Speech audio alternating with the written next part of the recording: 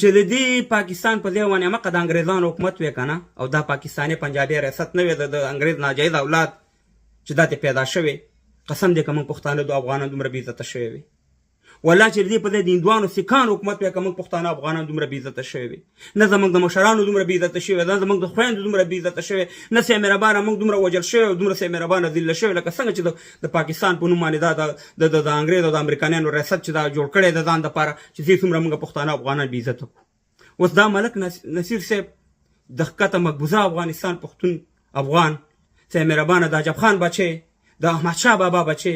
نن د ټول پنجاب رانیسي او سي مهربانه دا په مابس کې ورشي نه د مشرولۍ ته ګوري نه د سپینې ګیرې ته ګوري ولاکې دومره ظلمونه هغې وخت کې انګریزانو کړي کله چې انګریزانو دلته حکومت لکه څنګه چې دغه اولاد چې پیدا شوی د پاکستان په نوم باندې ریاست چې دومره دې موږ توهین وکړو تاسې وکاته چې وګوره چې په افغانستان کې څومره بمباري وکړه په دا یو ورځ دوه ورځې مخکې او زموږ په لسهاوو ماشومان یې شهیدان کړه زموږ خویندې میندې یې شهیدانې کړې دومره ظلم ته چې انګریزانو یا هندوانو سیکانو به کړی لکه څومره ظلم چې د پاکستاني ریاست وکړو چې دا اویا کاله دا جعلي ریاست جوړ شوی دا ځکه چې موږ پښتانه افغانان موږ په اتفاق نه یو ځکه دا همغه پالیسي دغه پنجاب په مخ کې وړي چې انګریزانو جوړه کړې وه چې ډیوایډډ رول چې پورته وطن دی ښکته وطن دی ته افریدی ته اچکزی ته مسعود ته وزیر ته احمدزی ته پلانې پیستانې په دغه باندې موږ تقسیم کړي سي مهربانه او دغه دشمن زموږ نه دغه شان استفاده کوي که موږ چې ته په یو اتفاق او اتحاد باندې وی او سي مهربانه نن هم دې ته غاښ ماتونکی جواب ورکړی وي خو موږ بدبختانه چې پښتانه افغانان ډېر تقسیم شوي ډېر په نفرتونو باندې اخته سر مهربان خپل پښتنو خپې وو او بیا پکې جاسوسان راننوځي لکه شهید افریدي غونډه کې جاسوسان چې خپل افریدی دی هغه یې راسي مهربانه څه موده مخکې راولېږلو چې دا پښتانه افغانان په خپلو کې بې اتفاق او دغه کې پرون ما یو ویډیو کتله چې د ښکته مقبوضه افغانستان یو دوه پښتانه دي په کولون یې په سر داسې برېتې دي سي مهربانه لکه د پنجابي فلمونو هغه سلطان ریو هغه یو پنجابي هیرو په پنجابي فلمونو کې بیا کار کوم دغه شانې برېتې به یې لنګ بیا اچولې وایي قائد اعظم رحمت الله علیه وایي برډې د هغې سالګره باید موږ ولمانځو و تاسې د خدای پاک په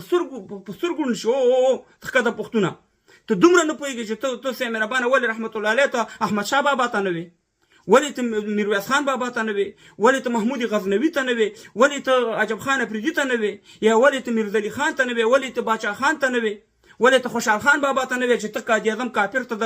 ته رحمت الله علیه لفظ استعمالې خو دا هغه جاسوسان دي چې کله انګریزانو او د هندوانو دغلته حکومتونو دغه شانې پښتنو کې داسې جاسوسان راپرېښي چې هغې نه خپل هغه اتلولي قهرماني خپل تاریخ تېر کړي وایي قائد اعظم چې دی پاکستان یې آزاد کړی قائد اعظم خو له دې څه نه خبر نو قائد اعظم د کوم غر ته ختلی چې سي مهربانه جهاد یې کړی چې پاکستان یې آزاد کړی پاکستان یې آزاد کړی نه دی پښتون یې دا اویا کاله کېږي غلام کړی د پاکستان د ازادۍ په نوم باندې د اسلام په نوم باندې د اسلام په ضد کارونه کېږي د پاکستان د ریاست نه نو خبره دا ده چې موږ پښتانه افغانان که په لر وطن کې که بر وطن کې موږ بې اتفاقه ځکه نن پنجابی راځي زما د مشرانو هم بې عزتي کوي زما د خویندو هم بې عزتي کوي زما ماشومان هم شهیدانوي په دې وطن کې وروره دا جهاد یوازې دا ټک نه دی خوا کېږي دا ټک نه خوا ولې دا جهاد نه کېږي ولې مهربان دا د جنت لاره یوازې د دې پښتونخوا د افغانستان هم تللې ده که دا ټک نه خوا هم دغه لاره شته او نن پښتون وګوره پښتانه ملیان چې په ښکته وطن کې دي د افغانستان په دې ظلم باندې چې پنجاب ورسره وکړو خاموشه دي مګر په کشمیر کې او د فلسطین کې او برما کې خبره رااله نو ټوله دنیا به رایستلي روډونو ته او د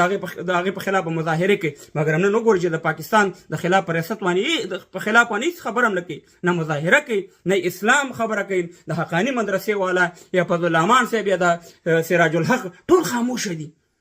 ځکه چې تاسې د پنجاب د ادارو دپاره کار کوئ د اسلام دپاره کار نه کوئ په اتفاق او اتحاد کو شو دې ته به هغه همتونکي جواب ورکوي مونږه افریقي ځوانان ټول یو ازمري ځوانان نن په خپل وطن کوو ډېر یو غیرتي ځوانان لوړې مو شملې دي هم فخر هم په میدان